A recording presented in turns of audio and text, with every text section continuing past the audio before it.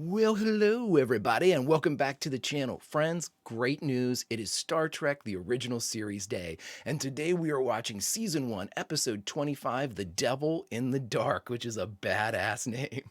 I can't wait to see where this one goes. Season 1 has been filled with absolutely fantastic adventures, incredible acting, especially from a lot of the guest stars, a testament to the casting directors over there. Really, really great stuff. And it is absolutely my favorite Star Trek experience. I couldn't love it anymore. This is an absolute incredible adventure. Thank you so much for being with me with all of this. I need a crew, and you all are the best captains out there. I appreciate it very much. My friends, if you could do me a favor, hit that like button, smash that subscribe, ring that bell for notifications, and you'll be alerted anytime we beam up to the Enterprise for Star Trek The Original Series or any of our other sci-fi offerings. And of course, if you'd like those early or in a full-length format, the link to the Patreon is in the description. But my friends, all that is then, and this is now. And now it's time for Star Trek, the original series, Season 1, Episode 25, The Devil in the Dark. Prepare to engage maximum warp reaction. And away we go.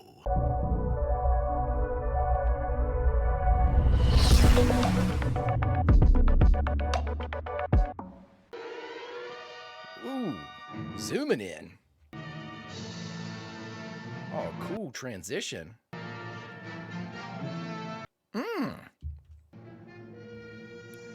Look at this. Oh, is this the what little girls are made of set? Regardless, it's good.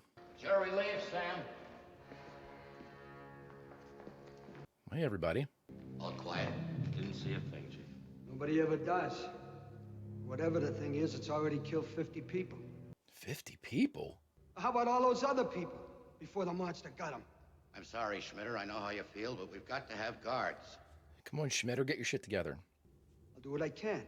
Yeah, just... Somebody can be here in 3 minutes. That can happen in 3 minutes. Yeah, it'll be over in 2 minutes and 59 seconds. Through the Enterprise, it's on its way. It's coming. Think it could get here in the next 4 hours? You'll be all right. Ah, Schmitter, you're dead. And you get to be the example as to why we should be scared about whatever this devil in the dark is. Seems like we had enough people to leave maybe Schmitter with a buddy.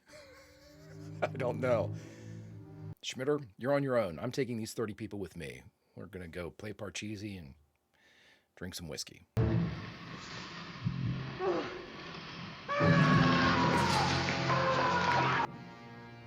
Like the rest of them. Burned to a crisp. Wow. All right, Jim's going to tell us about the final frontier. Cool. So we've got, just full disclosure, I'm not a real good horror movie person. I tend to get a bit nervous and my stomach reacts. My stomach takes over the reactions. I can't wait. I can't wait. I can't wait.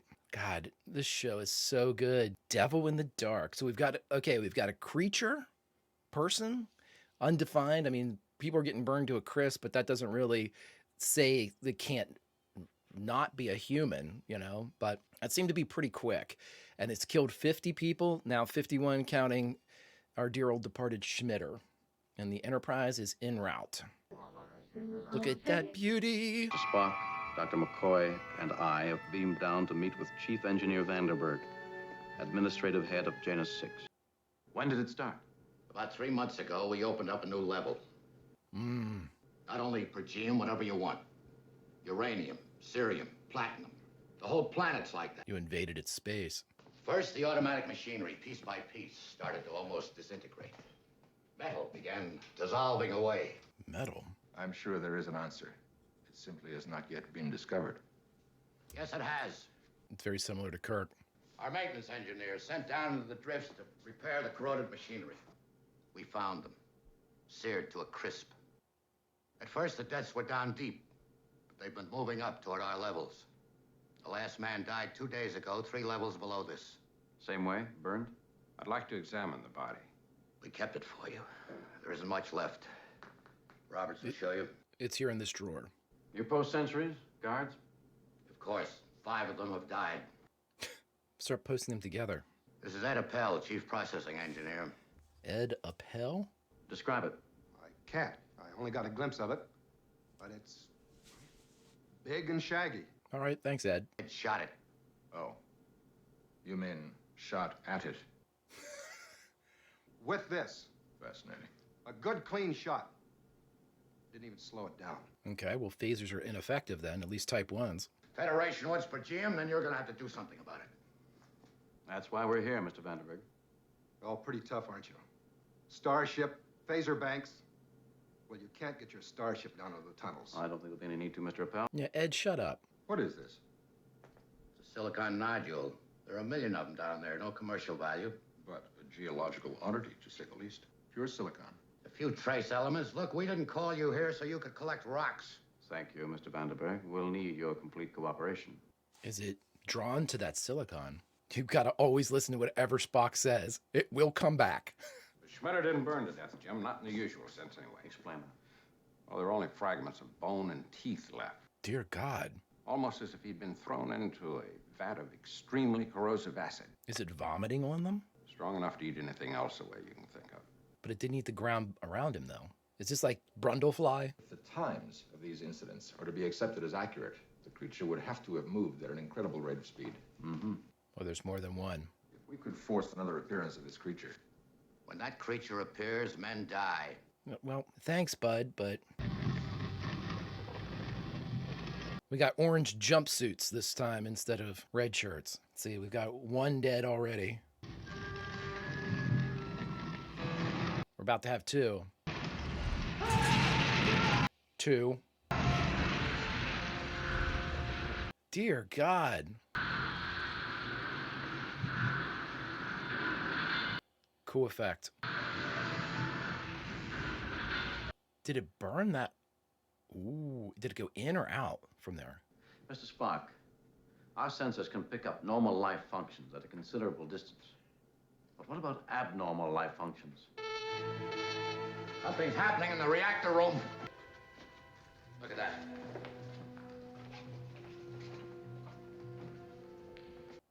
I like the vaguely human outline. corrosive. Traces may linger. Kirk, quickly!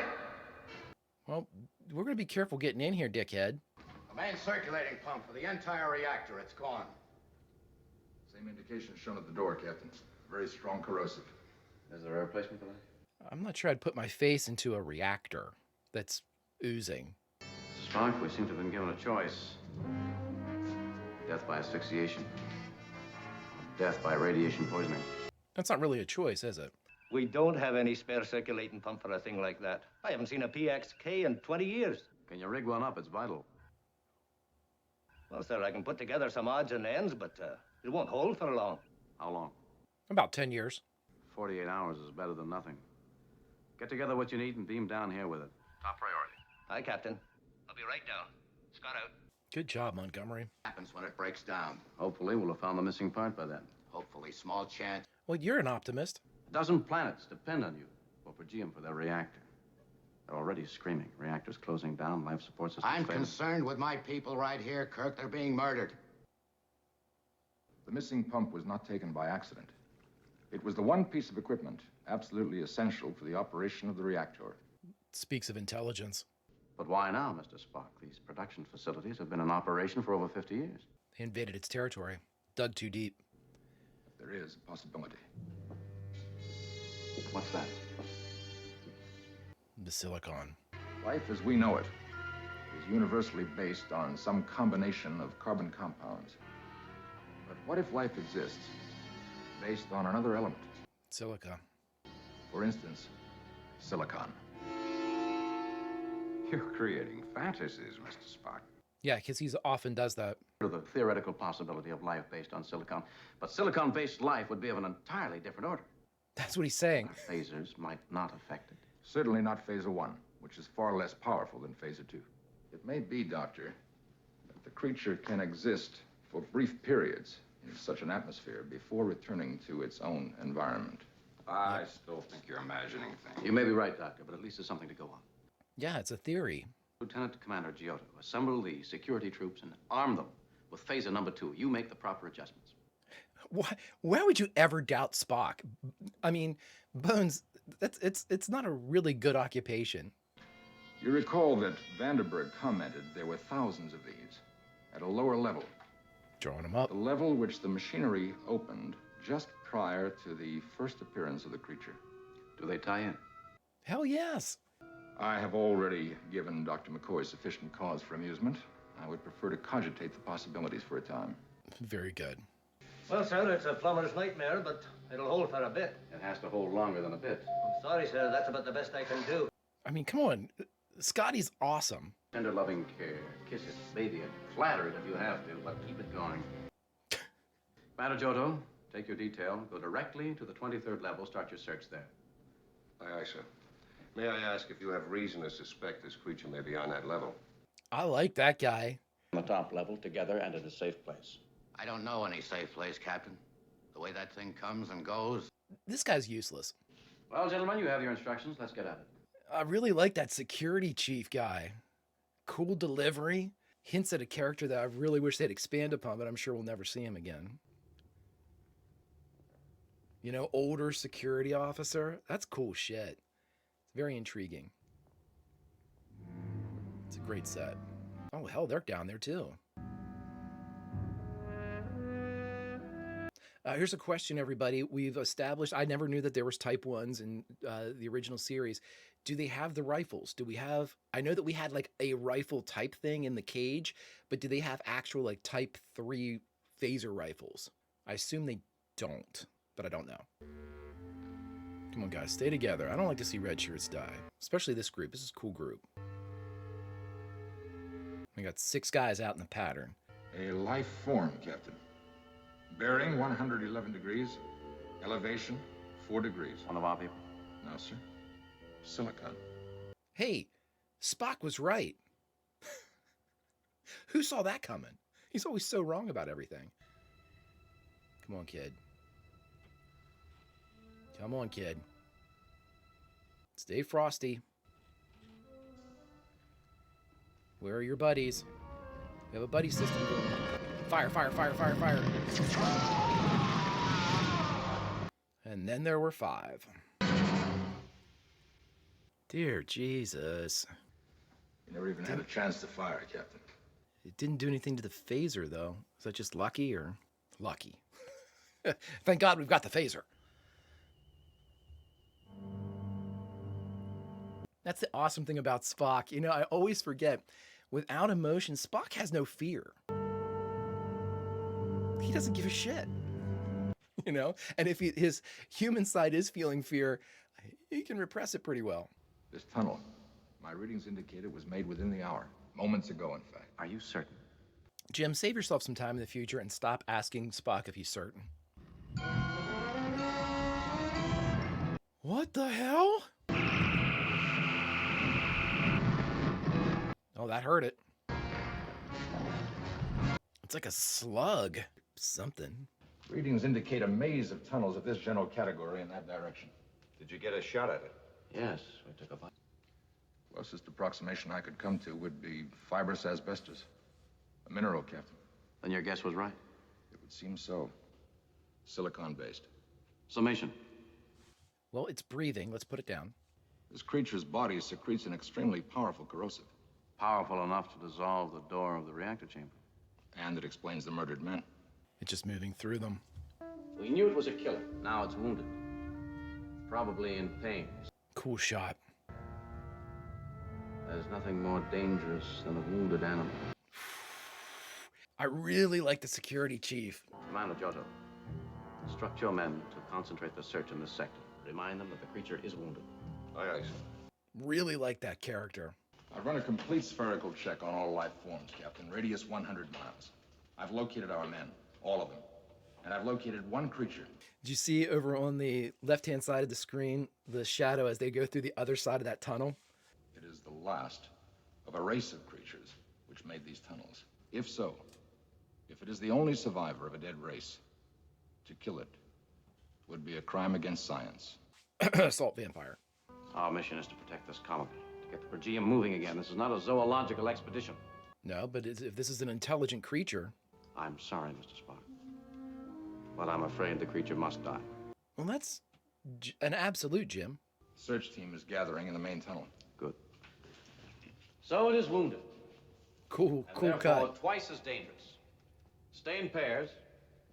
If you see it, concentrate your phaser fire at what appears to be its head. He brought more people down. I last located the creature in the area marked Adage 26, moving at bearing 201. Cool detail there. Beyond that area, in all directions, in an effort to surround it, possibly capture it. Your orders are shoot to kill. Protect yourself at all times. Commander Giotto, disperse your search parties. Aye, aye, sir. Is it Johto? Capture it? I don't recall giving any such order. You did not, sir. I merely thought that if the opportunity arose... I will lose no more men. The creature will be killed on sight, and that's the end of it. I want you to assist Scotty in maintaining that makeshift circulating pump. I beg your pardon, sir. He's taking you off the field, Spock. Mr. Spock, you are second in command. This will be a dangerous hunt. That's not it either. The odds against you and I both being killed are 2,228.7 to 1. It's easy math. Jim, come on. Those are pretty good odds, Mr. Spock. And they are, of course, accurate, Captain. Of course. Of course. But please stay out of trouble, Mr. Spock. That is always my intention, Captain. Spock doesn't get into trouble. Kirk, you didn't like the fact that he disagreed with you. Scotty here, Captain. My brilliant improvisation just gave up the ghost. It couldn't stand the strain. Start immediate evacuation of all colonists to the Enterprise. Not all of them, Captain. I and some of my key personnel are staying. We'll be down to join you. We don't have enough phasers for you. Then we'll use clubs. We're not being chased away from here. We're staying. Okay. You have proven fully that you're an asshole. The reactor will go supercritical in about 10 hours, sir. You have that long to find the mechanism. Take 2 men. Go through that tunnel there. Rendezvous with Commander Giotto. Appel, the rest of the men, go through there. Ed, you scout ahead. By yourself. Captain, we are being watched. Are you sure? Are you certain? Are you sure? He's 100% sure. Like Spock's gonna... I'm speculating, Captain, but I think that we're being watched. Because Spock's so prone to that shit. Captain, fresh readings within the hour. I don't like the questioning of Spock. You take the left, I'll take the right. Should we separate? 2 tunnels, 2 of us. We separate. Well, that's stupid. Kirk making very poor decisions in this. Man, the old school phasers are dope. I'd like to get a prop of one of those. Nope, there are those silicon pimples. Found a whole layer of these silicon nodules of yours. Hundreds of them. Could they be like eggs? Captain. It's a good stunt. Jim! Jim! Jim. Whenever Spock gets worried, it's Jim. I find it extremely disquieting that your roof chose that particular moment to collapse. Please proceed with extreme caution. I shall quicken my pace. I shall quicken my pace. Oh, cool. Jim. Cool shot. Oh, cooler shot. I like a poster of that shit. That's awesome. Try to communicate, Jim. Come on. Something's up here.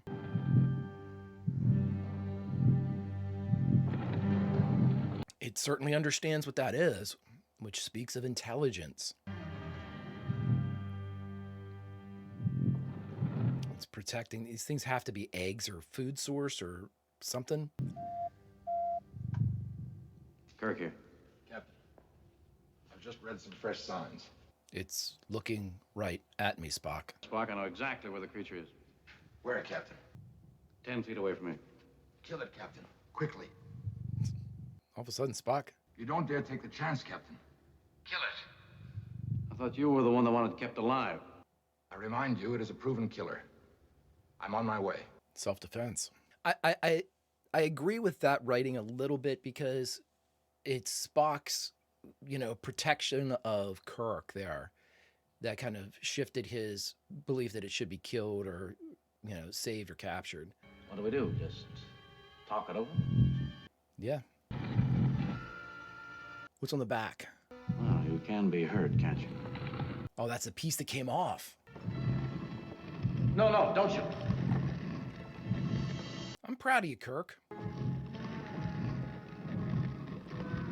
Now all we need is for these idiots in the jumpsuits like Ed and those dickheads to show up and like attack it. How can you communicate with this thing? Obviously it doesn't have the ability to vocalize, so... Fascinating. It's made no moves against you.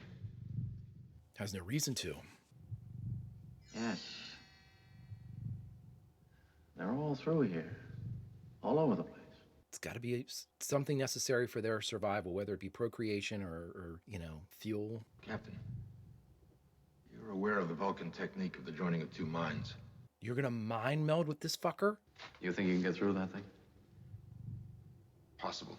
That's a hell of a risk. I know it's a terrible personal lowering of the mental barriers.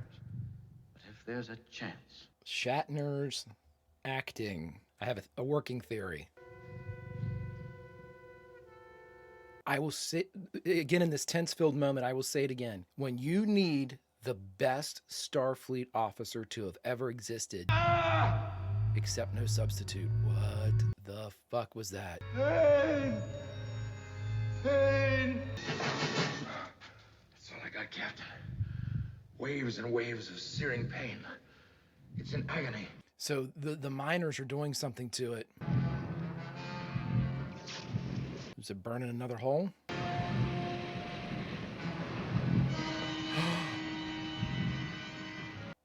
No kill eye. Oh. In my brief contact with the creature's mind, I discovered it as a highly intelligent, extremely sophisticated animal. In great pain, of course, because of its wound. It calls itself a Horta. Horta. Horta. Horta, okay. Captain, it has no reason to give us the device. And apparently every reason for wishing us off this planet. Grab your medical kit and come down here on the double. I've got a patient for you. Jim, I remind you that this is a silicon-based form of life. Dr. McCoy's medical knowledge will be totally useless. He's a healer, let him heal. I also remind you that Bones is an asshole. I want to know why it suddenly took to murder. Defense, self-defense. Maybe if you could ease its pain somehow. I know that they're trying to bring in the healer, but I don't know if there's some type of calming that the mind meld could do. It's letting you touch it, which is a good sign. But if it's gonna like burn through your flesh... Spock is the absolute best. I'll be taking no questions at this time. Where are you? We're at the end of the tunnel. Now, Mr. Vanderberg and his men are here, and they're pretty ugly. Shall I let them through? Take him out. The minute Doc McCoy gets there, send him through. Aye, aye, sir. If you got a chance, punch the guy in the purple. His name's Ed. He deserves it. Altar of tomorrow!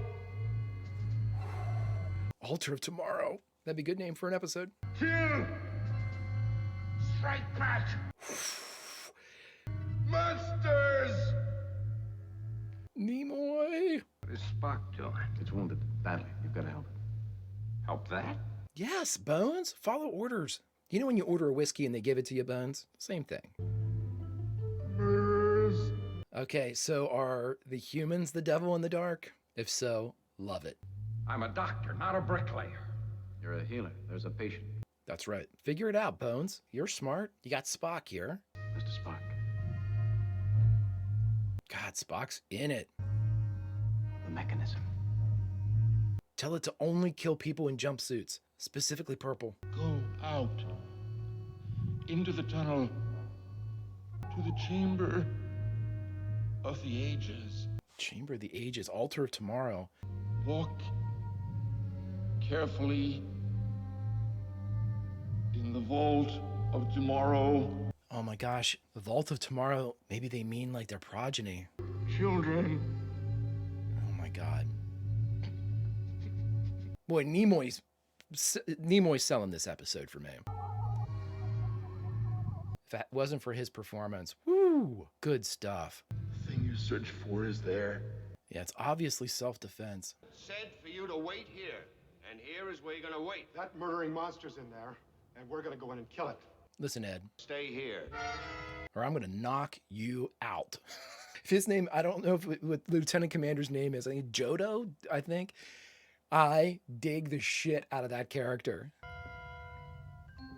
Has a Worf Shax type of vibe. Yep. They are eggs. Really, you know, Whoever is the set designer for this and came up with everything. It is time To die? to sleep. Hurry up, Bones. It is over. Failure. No, hold on. Spock, tell him to hold on, or it to The hold on. murderers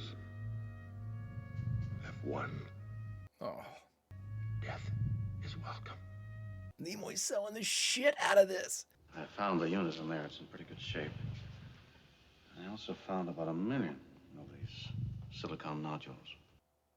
They're eggs, aren't they? Yes, Captain. Eggs.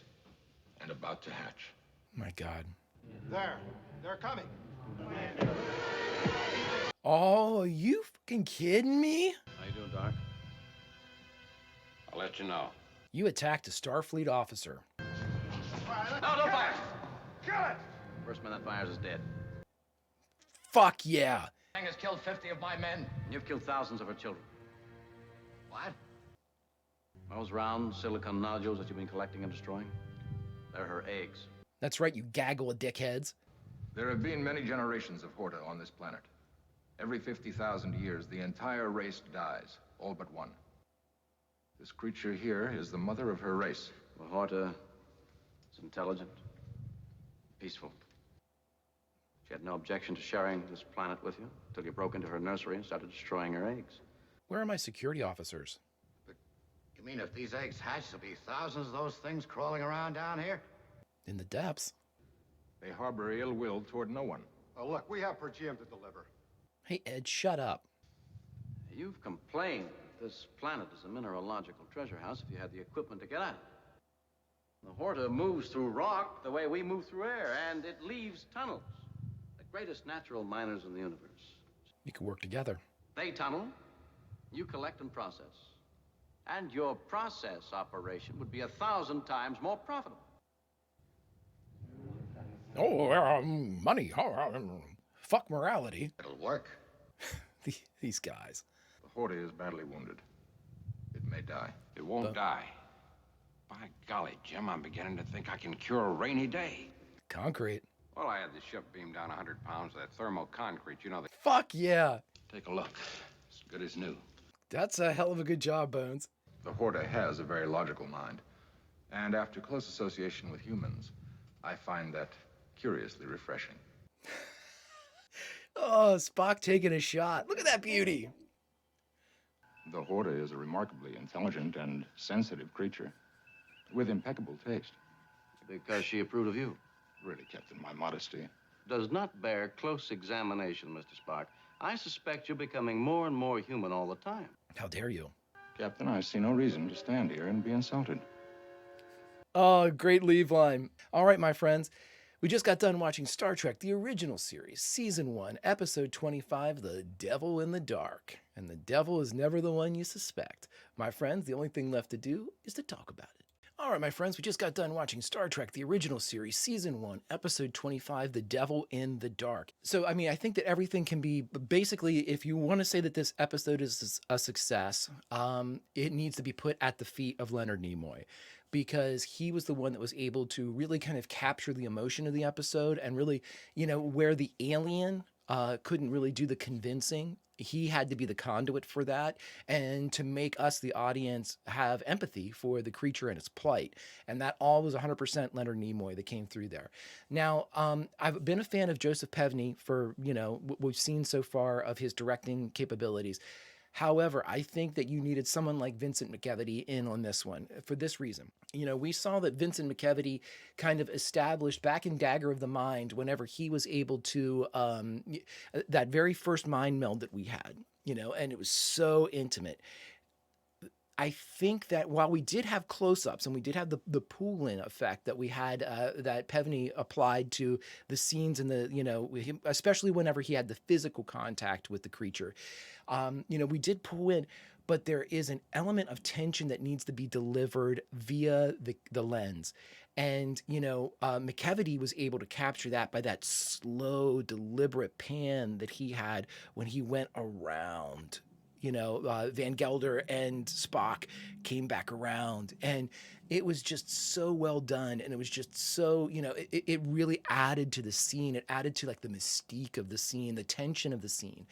And I think that something similar needed to be done here, because you're in an environment that's dark already with the caves and things like that. So there's almost an absence of detail there. I mean, we could see everything perfectly fine, but again, we don't have that kind of spotlight, or that kind of like, there's like a natural diffusal to the scene that needs to be augmented by either, it's another thing that kind of surprised me here is, especially earlier in season one, they really like the use of light bars, across the eyes, or I should say focused light above everything else, almost like stage lighting they used a lot of times. And I'm very curious, because that was something that would have really worked here. It would have really, sometimes I find it kind of jarring to like cut to one of those like mid like reaction shots and you've got the bar.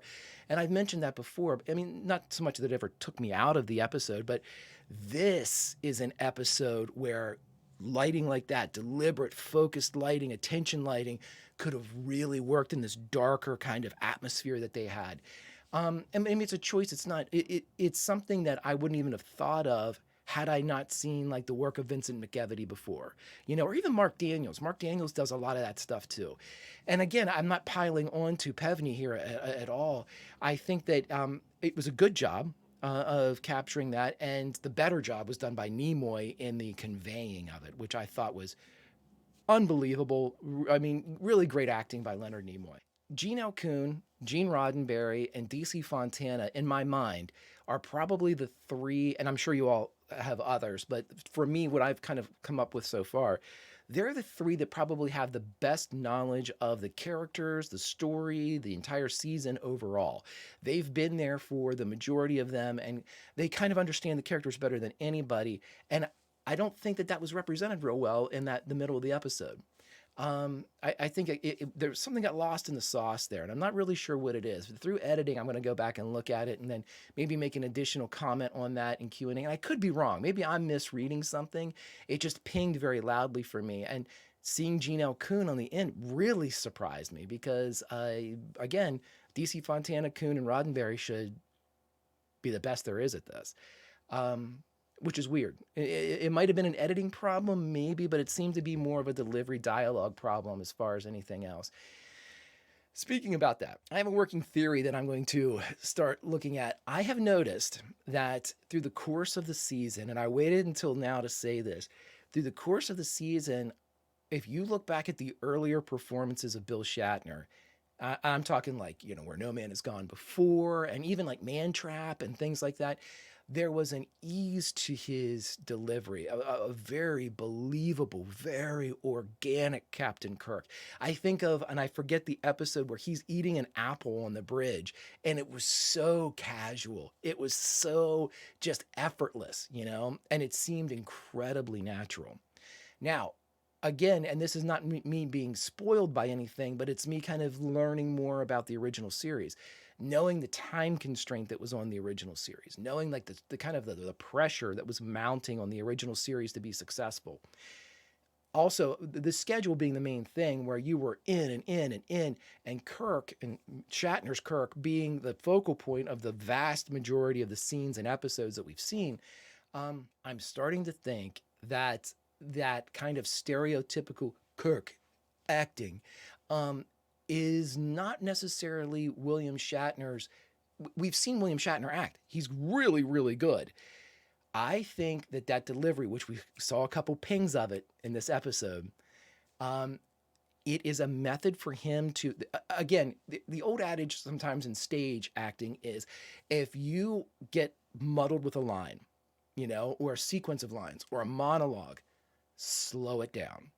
Slow it down, and then it's almost like if you're a gymnast and you run up to the horse to spring into the air, and then you realize, oh, I stumbled a bit. Let me step back and reset. That's what it is on the stage. If you're worried that you're rushing, or you're making a mistake with the lines, or you think maybe you jumped the line and you're not really sure how to keep your head, mixed into the memorization, everything I've read, Shatner had a lot of problems memorizing, or he felt a lot of pressure to memorize everything, carry the show. He was kind of bearing a lot of that. And, I think for him, and I'm going to watch this. This is complete theory. I have no clue if this is the case.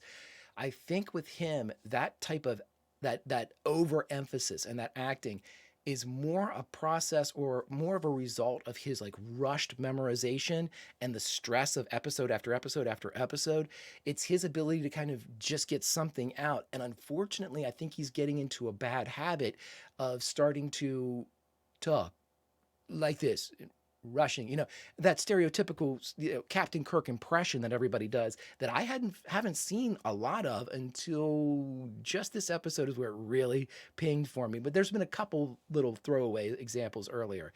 I'm going to watch this because, it's a shame, because I think that might be where this is coming from. It's just a matter of speed, a matter of production pressures. And I think that it's just picking up a bad habit. But I mean, again, it doesn't take me out of it or anything like that. But I think it speaks highly, or it speaks to the weight that Bill Shatner had on him to do this series. Even Nimoy, who is absolutely the second lead in the series, has a crazy amount less lines than Shatner does. And plus, with Spock's delivery, it is a uniform delivery.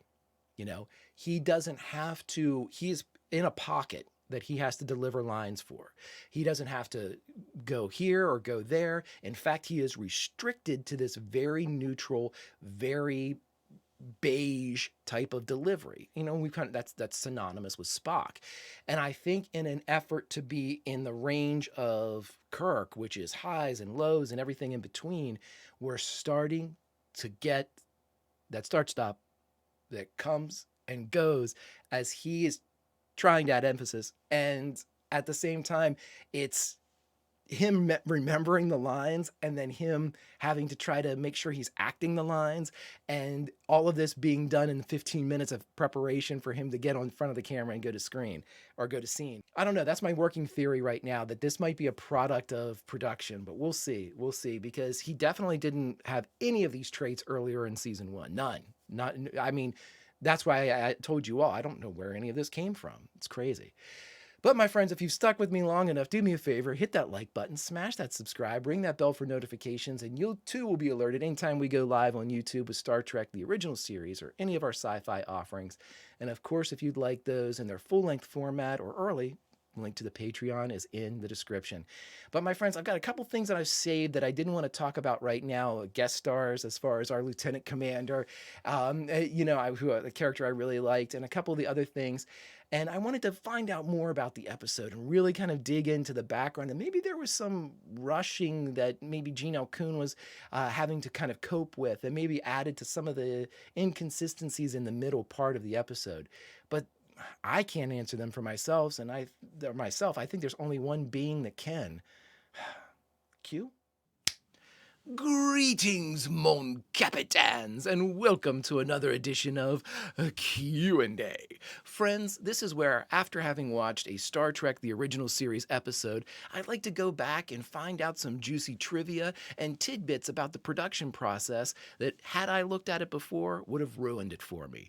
And to streamline the entire process, I've given us 5 specific categories that we will be looking at. 1, who was our writer and who was our director? 2, guest stars. Who guest starred? Did we have any?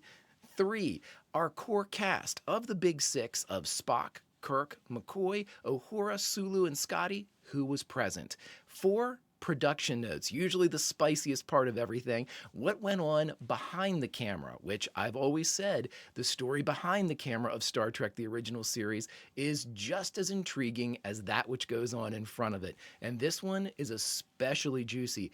A ton of firsts appeared in The Devil in the Dark. A ton. Can't wait to get into that. And our 5th category, last but certainly not least, memorable quotes. This used to be our syndication cuts, what they used to cut for syndication, but we haven't had many of those, so I've added memorable quotes in. If we do have any syndication cuts, I'll let you know. But let's get into it. All right, friends, our first category, who was our writer and who was our director? Did we have multiple writers? Well, in this instance, we did not. Gene L. Kuhn was the writer of this episode.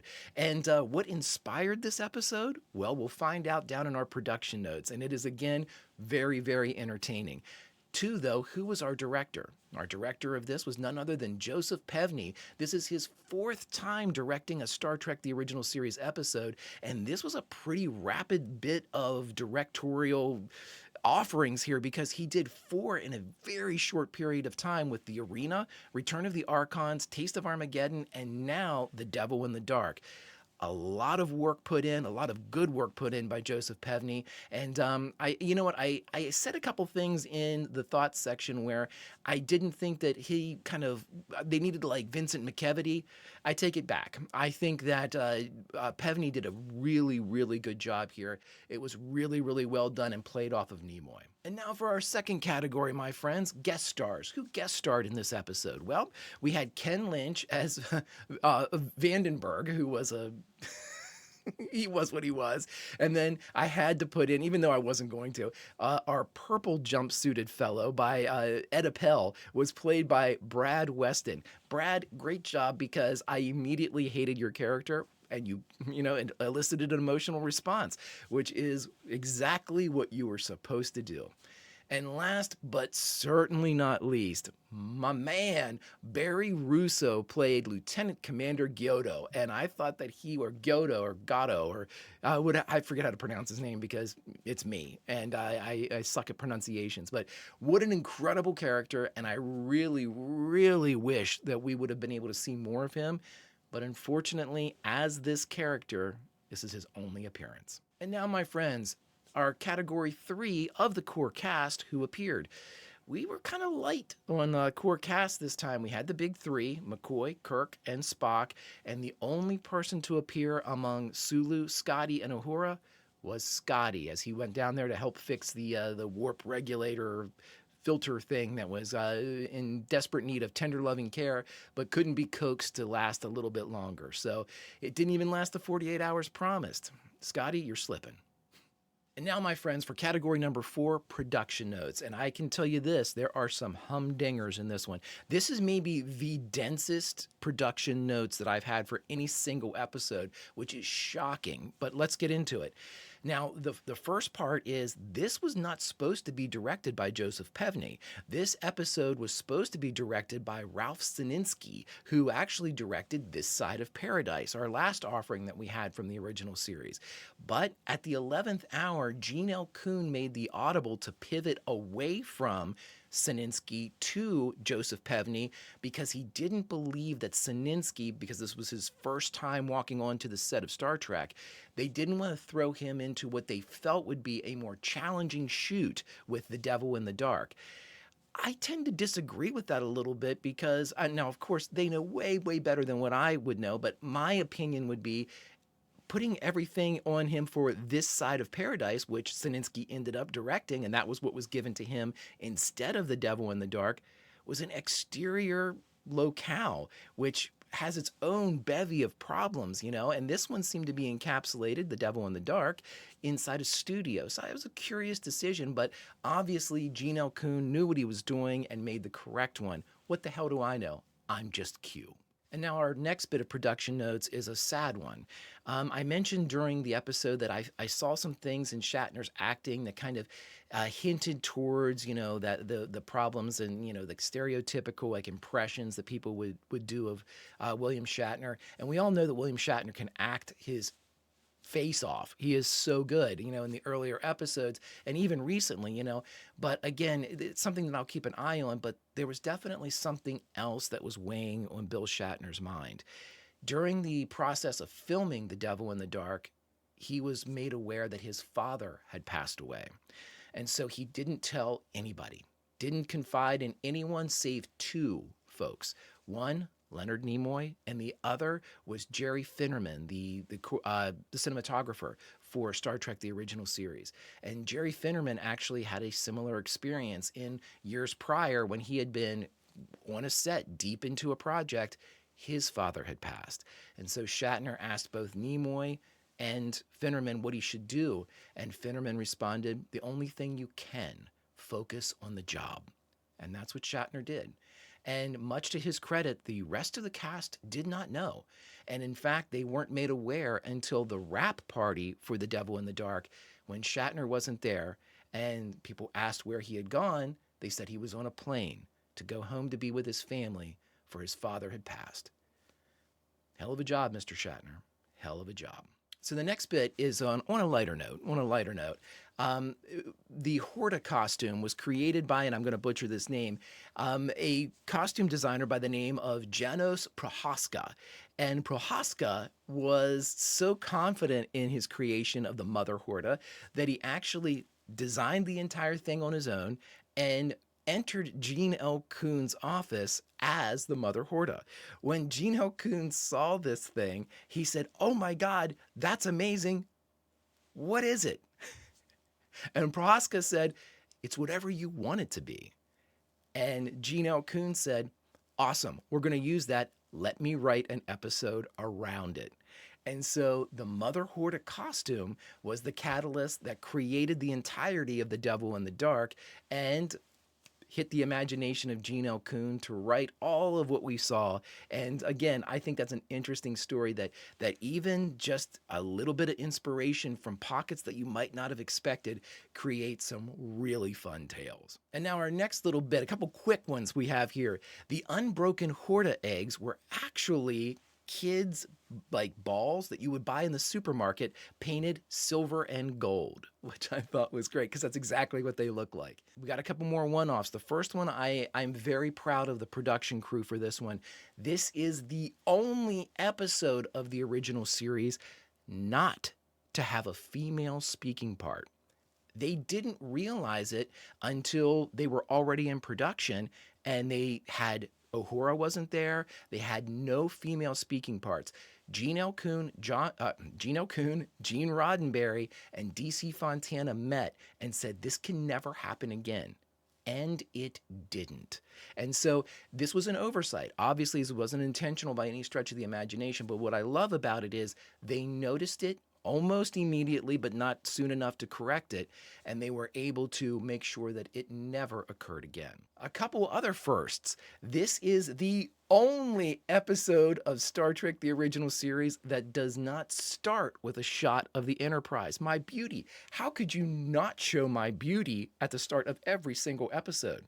They learned their lesson there too. And last but certainly not least for our one-offs was this is the only episode of Star Trek the original series to make the distinction between the smaller Phaser 1 and the more gun-like Phaser 2. Never again in the original series is that distinction noted. And thus ends our production notes for The Devil in the Dark. And our last category, my friends, memorable quotes. This one comes to us from Bones McCoy as he says, "I'm a doctor, not a bricklayer." And this, also being a funny line, it is also one of historic note. And I almost included it in production notes, but I thought it better served here, that this was the very first time in Star Trek, the original series, that Bones started the phrase, "I'm a doctor, not a," fill in the blank. Very first time he used it, and certainly, from my understanding, not the last. And thus ends another installment of a Q&A. Until we meet again, behave.